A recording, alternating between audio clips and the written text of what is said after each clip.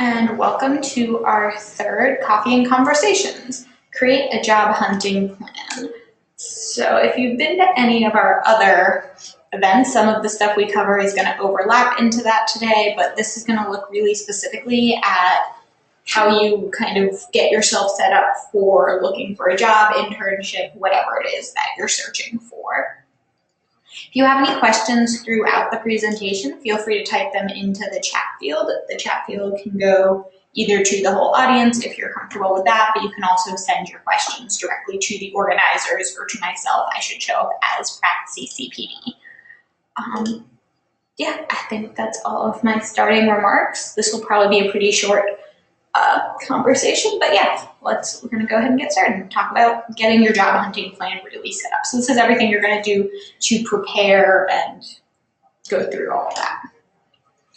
So the first thing that I would ask for you to have for when you're starting this job search that's gonna make it a really much more easy time for you is to create a mission statement about your career. What is it that you actually want to be doing? And then creating the plan is a little bit more about how are you going to end up getting there. So the mission statement, and this is something that if you want to do the go along with me thing, you can start thinking about right now. But really ending the statement, my personal career mission is. I'm really thinking about where you want to be specifically 3 to 5 years post-college. So while you might have things that you want to do in 20 or 30 years, right now thinking more in what is technically long-term if you really go about it, but what are some of the short-term career goals that you have? Where do you see yourself in 5 years? Where would you like to ultimately be in 5 years? And obviously this is not something that you need to hold yourself to for the rest of the next 3 to 5 years. It could very easily change in the next year as you get other opportunities, but in order to figure out what move you want to make next, you need to start lining up what that long-term goal is going to look like. So that could be being in a specific company, it could be being in a specific role, it could be living a certain type of lifestyle. And those are the types of things you want to be able to parse out now, because that's really going to help you decide what is it that you value the most and what's going to be the most important thing for you while looking for these jobs. So as I said, so this means setting goals. So the long-term goal is your overall mission statement. That's where do you see yourself in 3 to 5 years. That I want to start my own company in 5 years. I want to have enough experience and background to have networked enough that I feel comfortable starting my own company. Awesome. So what are the short-term goals that go into that? The short-term goals are sort of those key moves that are going to help you get to the next step. So these are weekly goals that you can be working on. If right now you're thinking, okay, in 3 to 5 years, I want to we'll go with the opening the business thing for right now. So where do you need to be in a year from now? Who do you need to start to meet right now? What's going to get you in? What skills do you need to start to gain? So in a year from now, if you're like a junior right now, a year from now, you're going to be starting to be at that point where you're looking for full-time jobs. So that's where you need to be ready for a year from now, really starting to pinpoint those full-time jobs that you could, which means from 3 to 6 months from now, you probably want to be really investigating internships, doing an internship, and gaining any of the skills that you see missing from those full-time jobs that you might want to be getting. What you can be doing right now monthly is starting to really parse out what are those companies you want to look at, and weekly, you can be just trying to keep update on who are the new people in the field that are the ones that you want to be up in. So these sort of shorter goals that will allow you to see, cool, who is opening companies right now, so you can start to model yourself after what it is that they have done in their past, and that you can start to grow your network around the people that can help you get to that next point. So the actual action plan itself is getting those positions. So that can be actually just applying for advertised positions. So as a position becomes ready, you go, cool, great, this is a position that I want, and you just submit your application like you would. So that's really the traditional way of going about applying to jobs. But there's other ways that you can do it. The other plan would be to target specific employers. So if there's a company that you already know you're interested in working at, starting to figure out how you can connect into them and approach that company to see if they think they're going to be having openings, and even possibly if they might like you enough to create an opening around you. Some ways to really specifically target employers is, one, to start with your list of employers. So that's what you're going to get by doing this research weekly of like, cool, who are the go-getters in the industry you're interested in right now? Who's winning the awards? Who's showing up on the blogs? Who are the ones people are talking about?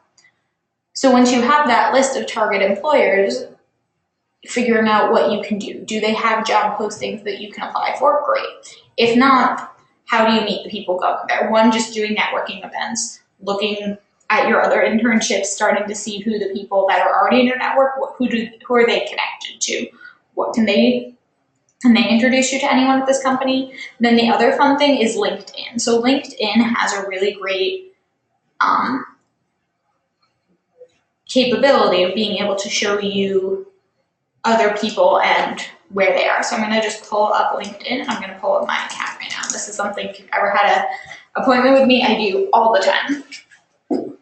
So when you're logged in to LinkedIn, you can do two sort of things to figure out your connections to companies. One would be looking at Pratt's page and seeing alumni of Pratt. So this can be really good for helping you find these target companies that you want to go into. So the ways you can do that would be, one, looking for people that majored in the same thing that you did. So if you're in the graphic design department, maybe you're looking for other people that studied graphic design. It could also be you're looking for people that are doing what you're doing. So entrepreneurship, if that's something you're thinking about, can be a great thing to put in there. And then maybe where they're doing it. So if you're looking to stay in New York City or move somewhere. And this will give you a more pared down look at who Pratt alumni are, what are their titles, and where do they have themselves listed as working. So you can start to see, cool, what are some of these places? What are the names of these companies that people are at? And even investigating that, what are some of the titles that these people have? The other option is, if you already know the company that you want to work at, I'm just going to go with the company thing and stick to sort of the design world. So if like McCann is a place that you would be really interested in working, you can look up the company and you can usually see the employees that are on LinkedIn. And what you can do that's really cool in here to see if you happen to have a connection there is to just go to the filters and go to the school, and you can type in Pratt Institute and apply and see who are people that say they graduated from Pratt Institute, have a connection to Pratt Institute, that currently say that they are working at McCann, and also then be aware of different other locations they might be doing. But this is a way of starting to see, and this is a way to approach the company that's not just kind of sending your email into the void somewhere. This could be, cool, you see there's an art director here, and art director is on your list of possible future jobs you need. It might not be the job you're ready for right now, but you can reach out to this art director. You would just connect and add a note and just ask about their job. What is it that you do? How do you like working here? Tell me about the work that you do. So that's a way to really target and approach employers. And it's not necessarily approaching them directly to say, hey, will you hire me? But to figure out, how do people feel about working there? And then as you get to know them, to be able to have that opportunity to go, I'm actually looking for positions right now. Do you guys have anything?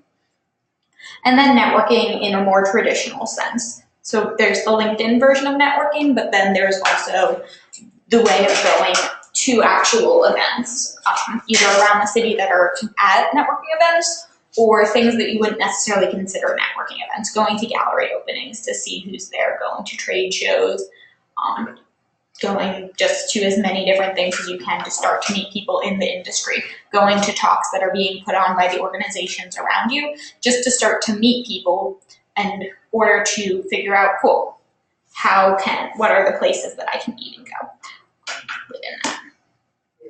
So then you want to keep records. You want to keep a record of your target list of companies that you want to work at. And that can be the target list of specific companies. That can also be a target of positions that you're looking for. Because maybe your dream company, or the company you would want to work for right now, doesn't actually have an opening in the position that you're looking for. And oftentimes when you're thinking about this 5-year, 3-year career plan, it's about getting the skills that you want, not necessarily working in the exact place that you want.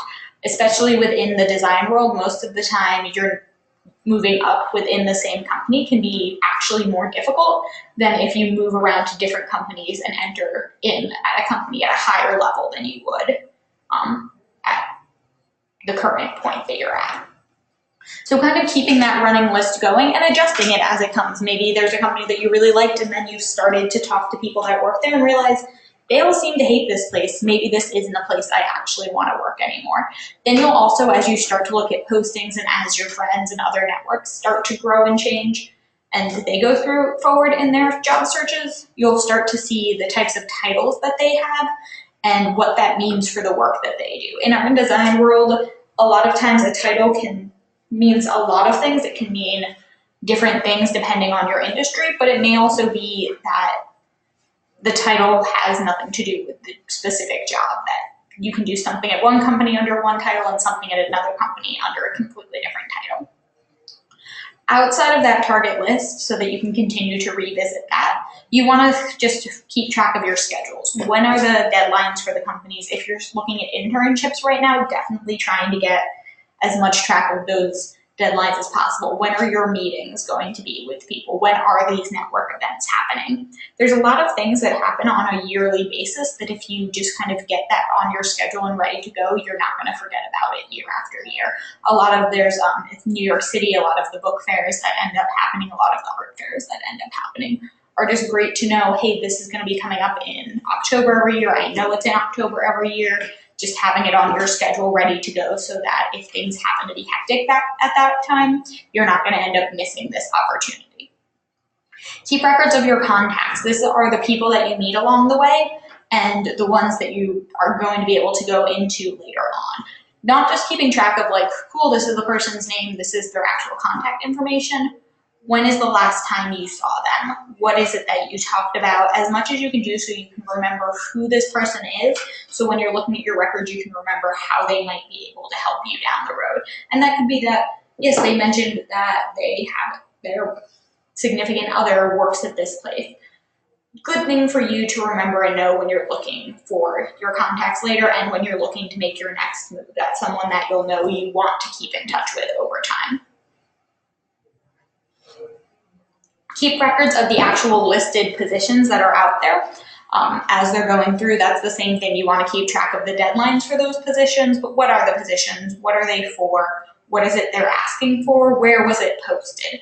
You might start to see patterns in where these places were posted and what's actually coming out of it. And then you want to keep a record of the positions you actually apply for. What types of things did you send them? Did you make adjustments to your portfolio or cover letter? Like, what is it you actually told them? When did you apply to the position? So that you can keep track of how long it's been since you set your application in order to better plan your follow-up to the company.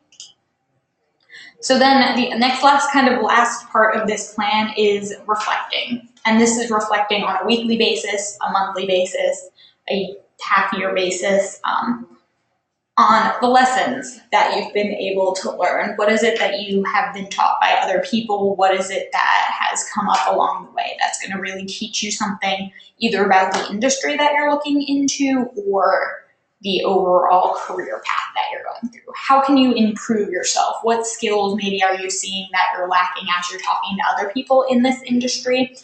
How can you start to improve that? Is there ways that you need to adjust maybe your portfolio? Is there ways that you need to adjust the cover letters that you're writing? Are you not coming across as personable in one of these things? And you're like, no, but I'm the most personable person ever.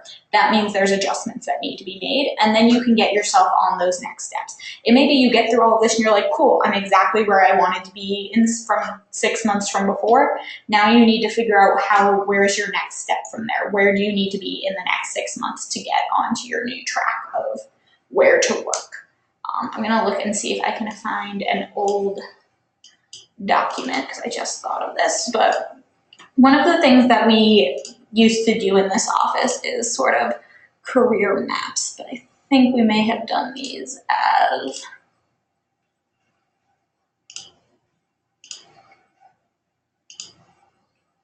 Cool. Okay. So a really good trick for doing this is think about your career in a map sense. Where are you right now? And where is it that you're ultimately going to be? And what is the main in-between step from there? So the way we kind of figured this out is we did some things around Star Wars characters. So that's an Anakin one. I think actually the more interesting one might be the Padme career map.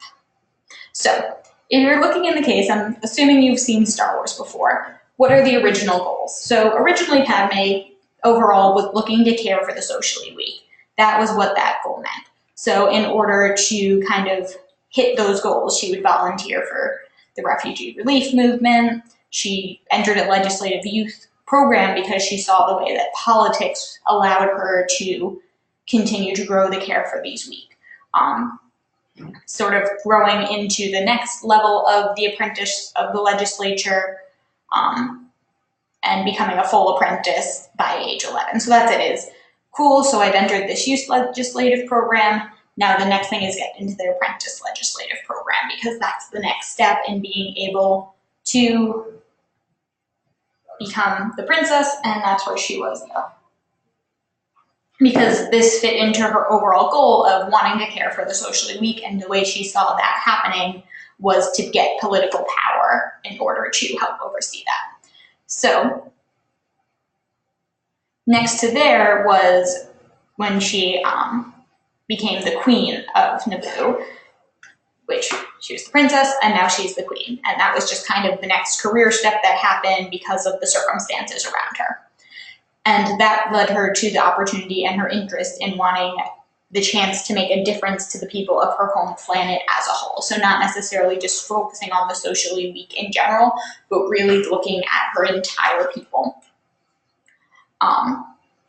So she was elected there to change the Constitution so that monarchs were limited to 2 terms because that's what she saw as helping for the better of everybody. Climbed her fence, second blockade, and found a creative solution to deal with that blockade. And at that point, she was looking for a little bit of a career change. So she left her time as Queen of Naboo. Also, her term was up and she was the one that set the term limit. And she ended up taking the career change as working in the Galactic Senate. So this is the thing is, at this point, she didn't necessarily know that she was going to end up as a Galactic Senator.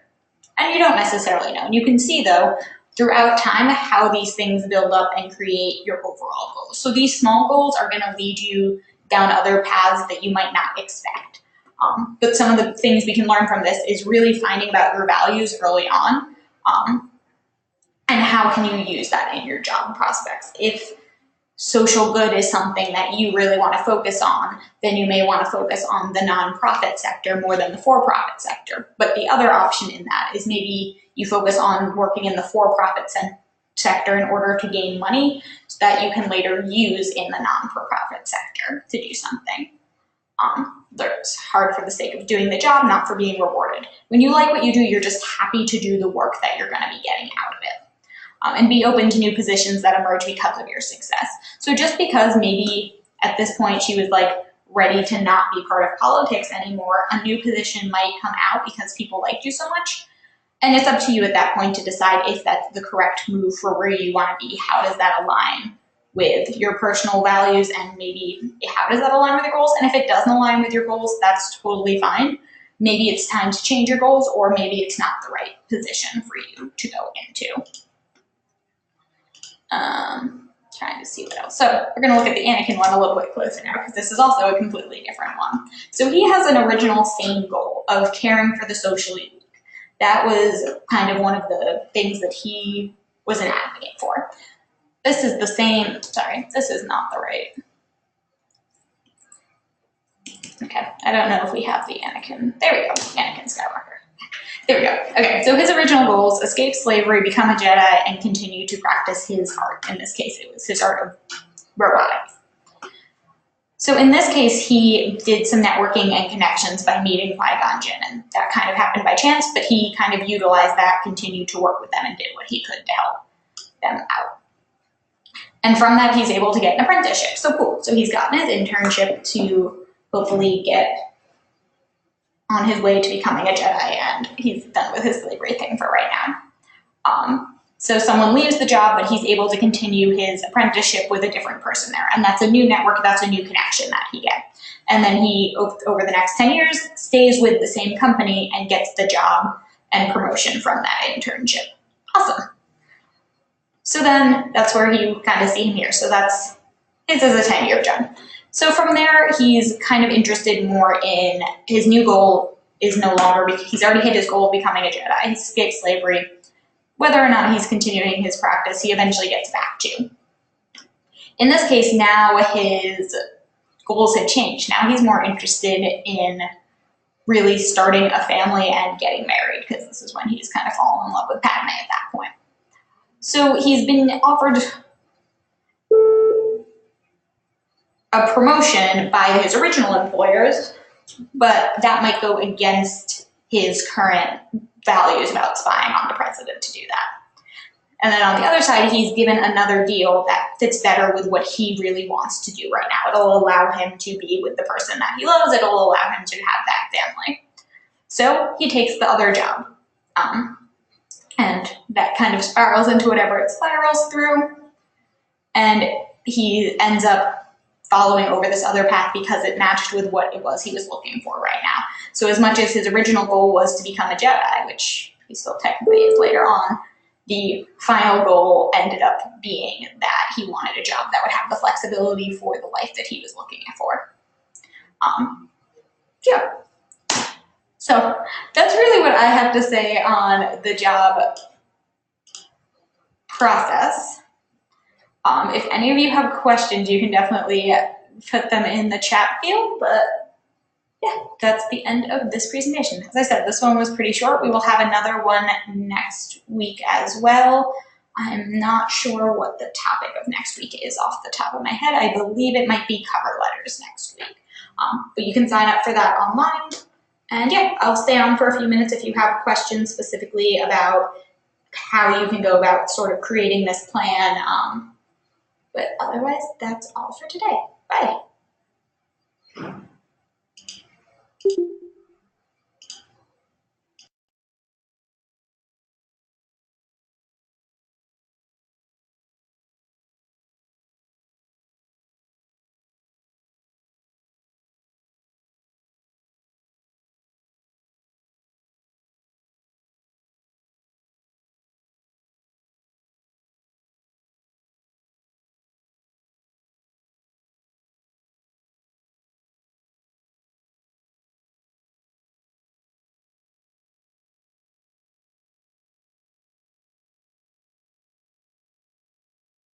Okay, doesn't seem like there's any questions, so I'm going to go ahead and end the webinar. Have a good day.